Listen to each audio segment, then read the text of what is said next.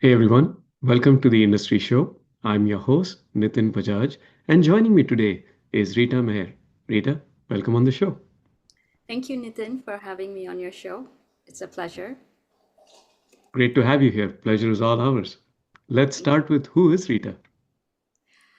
Yeah, Rita is who I am, is a cultural entrepreneur, a connector, bridge builder, community organizer, storyteller, film producer, a mom.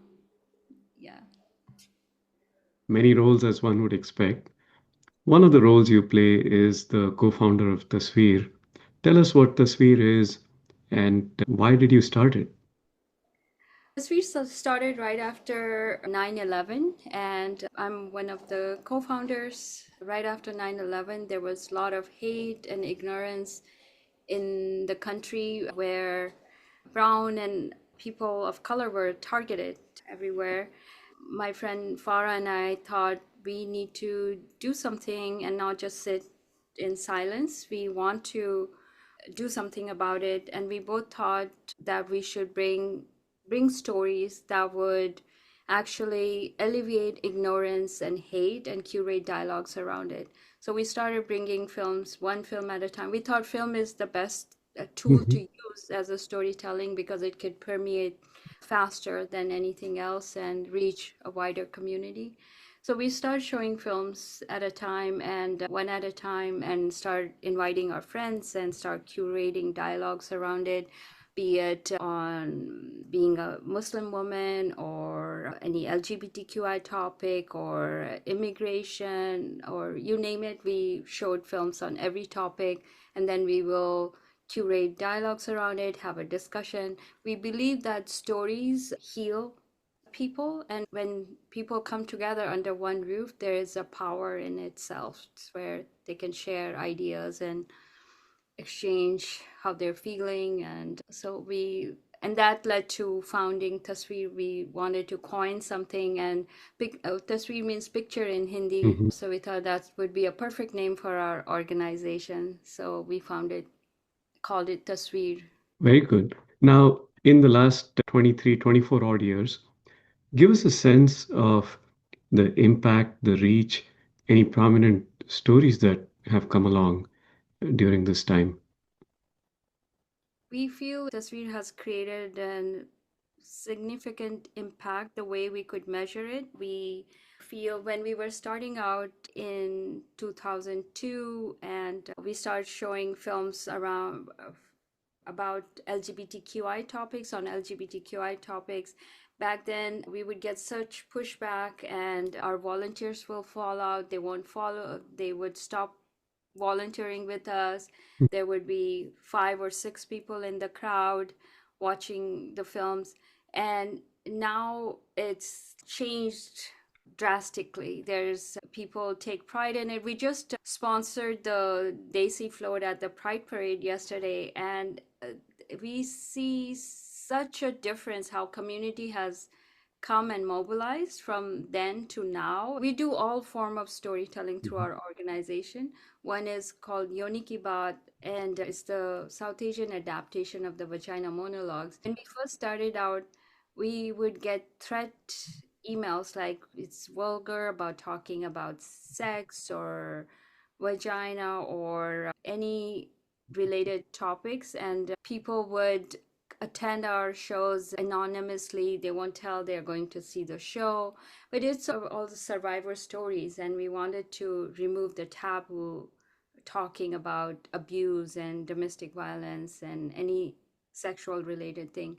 From then to now, 17 years later, there's people proudly come out and participate in our storytelling workshops and tell their stories, own their stories. Before they would do, oh, this is not my story, it's Mhm. anonymous, it's somebody else's story they're telling, but they would now tell their stories proudly.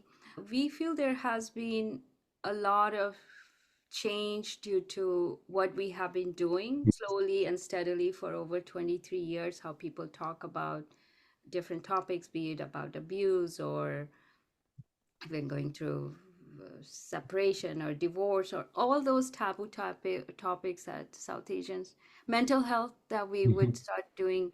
We do mental health storytelling workshops. Come out and share your stories. And we always provide workshops and experts to help them tell their stories.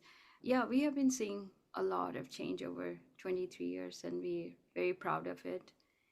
It's fascinating. And you mentioned Uniki Baat. I know of it because several of my friends have participated, have spoken, have attended. And I know it's not just, it started off in Seattle, I would think, but I heard of it several years ago when it was out in San Diego. So Yeah, obviously the word has spread, the work you've done has spread, and people are more accepting, but also willing to go in and acknowledge that these things do happen to us and to our community, which in many ways, having that label of that model minority yeah. has maybe done some harm than it has done good. So thank you for doing what you're doing. And I would love to ask, as you go out and pick up these taboo topics and also face a lot of, I would say, restrictions in general, what's the one big challenge you would like to call out amongst the many that you face? So, since we have been around for 23 years, we feel we have reached a point where we are seen as a national organization. We provide all these services, we provide grants, we provide our programs are really reached a level that it has to be held at a certain level. We can't just do simple work and put together patch up work. So that hasn't matched with our capacity, like financially and resources, because not that many resources has been funneled into arts organization. And with being also going through COVID and all these different things, arts organizations are always seen as the last thing in the ladder to where the support will come. Mhm. I want to tell you, we are also the only Oscar qualifying South Asian film festival in the world, which means we are the largest South Asian film festival in the world. And there's all these eyes are on us. They want us to do it at a certain level, at a certain kind of theaters. They expect all these event management things. That is it. So there's that stress to match up to the expectations of people out there in the community. We started a fund, Tasveer Film Fund, a few years ago, which is started out with 5,000 every year. We were giving out just one grant, Mhm. $5,000, and we got 300 requests, Mhm. right? Proposals. So we said, okay, let's increase some more. So we would go to two. Then we went to the following year, we went to three projects to give it out to. And it's never enough, which is understandably Mhm. correct, because they need money to make the film. Now we are giving out, this year we are going to give out $35,000 per project, and we are again increasing it to four projects. Wow. And but it's never enough. I wish we could support a lot more projects because we are so hugely underrepresented. There's a big gap in what's being funded out there as a South Asian diaspora. Our stories are not being supported or funded as much as other community stories are. Mhm. We are in the, even in the Asian community, we are come under 2% in the Mhm. presentation in the mainstream. So that kind of indifference still exists, and we have to work at it. Our work is not done. We have to constantly work at it, how to push our stories to the world's main stage and keep going. And yeah, I hope that answers the question. It does. Yeah. Now, on the flip side of challenges come opportunities. What is the one that you're most excited about? Again, the things I just talked about, that's actually the most exciting part. I'm just simply excited and happy and grateful every day that we have come this far. Because we see many nonprofit after 7 year or 10 year or 13 years, they fold and hard Mhm. to keep going as an arts organization. So we are simply grateful we are still existing and thriving, not Mm. surviving, but thriving. We launched the market, which we are super excited about. Last year was the first year, and we thought, okay, maybe 50 projects will be submitted and all these delegates will come. We received 300 projects Wow. and we showcased 60 projects. We had all these wonderful execs from Amazon MGM, Netflix, NBC Universal, CA, WME, you name it, from Cannes, from Blumhouse, they all came. We were ourselves, we were so pleasantly surprised. So it's like a feather in our cap. We are very proud of it.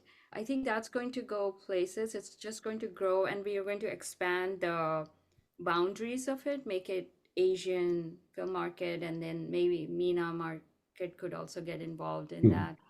The other thing is film fund. I'm not going to stop at 35K. I want to create a $1 million fund for a South Asian film one day Mhm. and to give it away just like in Tribeca. And Mhm. also to be the Sundance of the South Asian Film Festival. Mhm. That's my North Star. Like, we want to be the Sundance. We are doing everything in there and seeing like that, but we also provide all the resources and the right support for all our storytellers. And one day they won't be told, oh, we don't want a brown lead in your film. But one day we'll say, I wish we could put a brown lead so that it could be distributed and all that. So change the narrative on that. Yeah, and with the right people at the helm, such as yourself, I see that happening sooner than later. So keep at Oh, the North Star. but I forgot the theater. Of course, it's the most exciting thing. So the theater, we acquired a theater, a beautiful historical movie theater in a beautiful art neighborhood in Seattle, 20 minutes out of south of downtown. And actually, it's our King County, the county of Washington State. They saw our work for last 23 years and they supported us with this gift to us. Like, they just gifted us on a silver platter. Take this and run with it. We own it now. And no one, no organization of color, even in the Washington state, and I can't find anyone in the country who owns a theater. There people rent the theater, but we actually own it. For it's like concretized for our South Asian community forever. New York, Fascinating. yeah. When I was in New York, everyone was saying like, we feel now we have a home in West Coast, even though it's far other side of the country, but we feel we have a home for our stories. Congratulations again, and that's just fascinating news. And again, this is just validation of the amazing work you've done for the last so many years. So keep at it. And as we talk about the future, I'd love to take a pause and reflect. And I would love for you to share two moments from your past where, in one case, things did not work out as you had expected, and there was disappointment, failure, lessons, and another instance where things exceeded your own expectations and became a success beyond your imagination. Okay. One thing that didn't exceed, so my expectation. Yeah, I was on my path to become a Japanese translator, worked really hard at it. I studied Japanese in India, then I went and lived in Japan, had a flourishing career. Then I moved to Seattle, and I'm like in the bottom of the system and couldn't find work. And I was a midlife crisis. My marriage broke up, and it just everything, nothing worked out. And then I got yelled on the street, go back to your fucking country. That's 9/11.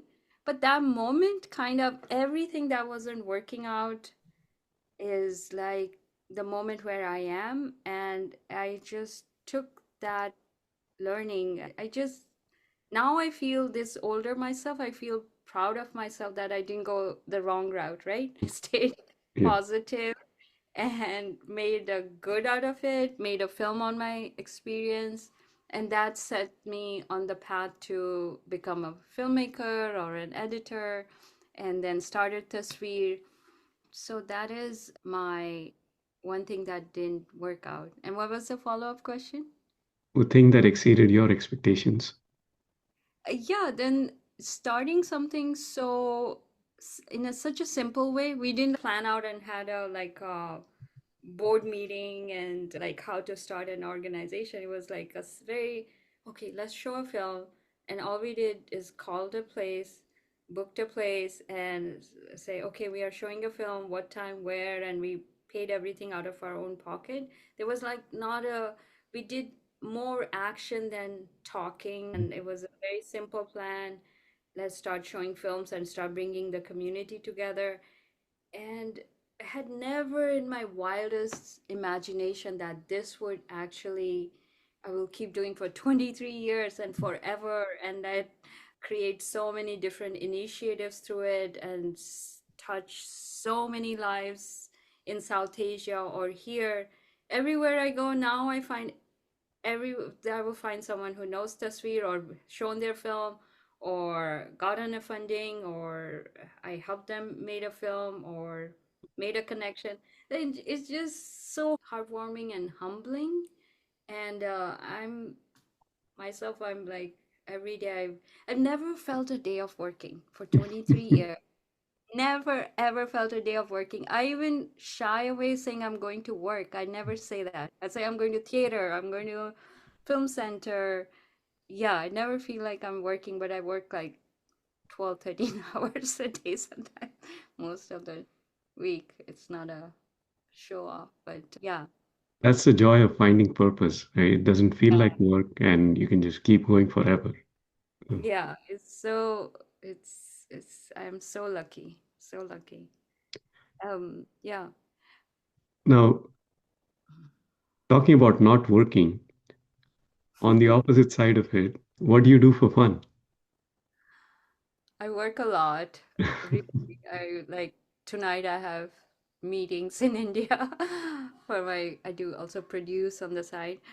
But in my break, I'm always watching something. Like it could be all wide ranges of genre I watch. You name it, from crime to documentaries I love. And there's always some Bollywood music playing and that keeps me going. Yeah, and Seattle is beautiful. I would go for a run or a walk. That would be very simple things. I love that. Is there a book or podcast that you would like to recommend to the audience? Podcast, I go through phases. Hmm. Right now, I'm not listening to anything. Then I would suddenly start listening to mostly trade related, like filmmaking and leadership. I listen to a lot, like the HBR podcast. I really loved it. How I built this. Oh my Mhm. goodness, I love that podcast. That really helped me with Tasveer, running Tasveer. But one book, I had your question for that. And one book I recently read is Maybe You Should Talk to Someone. It's a Mhm. therapist's story. She is a therapist, how she became a therapist, and how she also in a therapy session. So it's from the both side. Laurie Gottlieb, and it's so interesting and funny and engaging. I couldn't put down that book. And that also makes me think, oh, I maybe I should start some therapy. So yeah, it's a very good book. I love it. Well, thank you for sharing those. Now, on to my favorite part of the show. We call this the one line life lessons. Rita, I would love for you to share your life lessons with us. Okay, one, don't wait for others for permission. Build your own table and bring your own chair to it and sit at it. And other is consistency and perseverance is the key to success. Always be one foot after another. Just keep going and be very consistent in your anything you're building. Don't give up. Always listen more than speak. And then in anything, relationship is the key. People think, oh, you're organizing an event. it's about what kind of food and you are going to provide. No, it's Mhm. how they're going to feel. What would be the experience? Always focus on the experience, how to make one feel. Rita, thank you so much for making the time for sharing your story, your journey, and your life lessons. We really appreciate it. Thank you again for doing all you do, for bringing the community together, for sharing these stories that need to be heard, and for helping people one story at a time. Thank you, Nitin. Thank you for having me on your show.